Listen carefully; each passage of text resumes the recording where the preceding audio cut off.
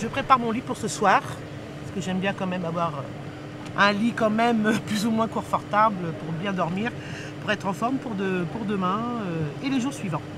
Comme Laure, plusieurs centaines de taxis continuaient d'occuper ce jeudi le boulevard Raspail à Paris pour le 4e jour de suite. Taxi en colère, taxi en colère, taxi en colère. Moi j'ai dormi là hier soir et ce soir je dormirai encore dans ma voiture, ainsi de suite jusqu'à temps qu'on arrive à avoir quelque chose. On ne lâchera pas. Hop. À l'oreiller, puis ça fait 3 jours que je dors là pour l'instant, donc on va continuer, ce soir ça sera là aussi. Ouais, moi j'ai un grand véhicule, c'est pas le cas de tout le monde. Hein. Certains dorment sur leur siège conducteur. Hein, J'avais un objectif de rester ici 24 heures maximum. Aujourd'hui je suis capable de rester 1 mois s'il le faut.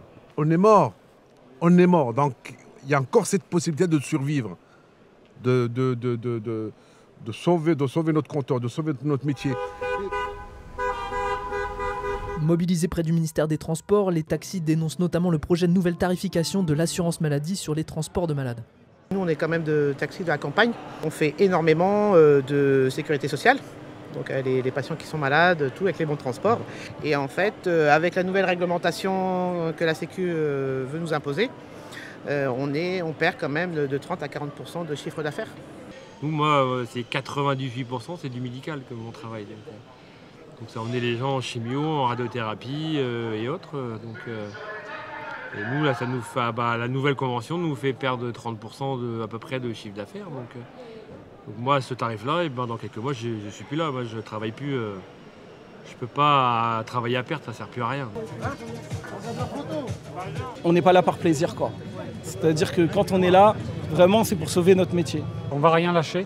Nous, ce qu'on veut, c'est qu'ils revoient la convention, qu'ils annulent ce qu'ils ont mis en place et qu'ils se mettent à table avec des gens, des fédérations, pour discuter vraiment des problèmes et des choses à mettre en place.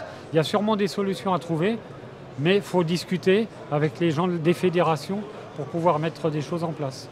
On va non seulement entraîner la faillite d'entreprise, mais c'est que des malades ne vont plus être transportés le jour où il y aura des faillites. Et ça, il faut que le gouvernement l'entende. C'est les malades qui vont trinquer quand il n'y aura plus assez de transporteurs. Ça fait 1 an et demi pratiquement qu'on nous balade et qu'on nous dit oui, vous allez voir, on va vous faire une nouvelle proposition, elle sera mieux que la précédente. Finalement, elle est encore pire. Le taxi est méprisé, nous ne sommes pas respectés. Ce que nous demandons, nous, c'est d'être respectés dans notre travail. On a un travail indispensable. Demandez aux patients, demandez aux clients que nous transportons, qui sont malades, je peux vous dire que vous aurez des bons retours.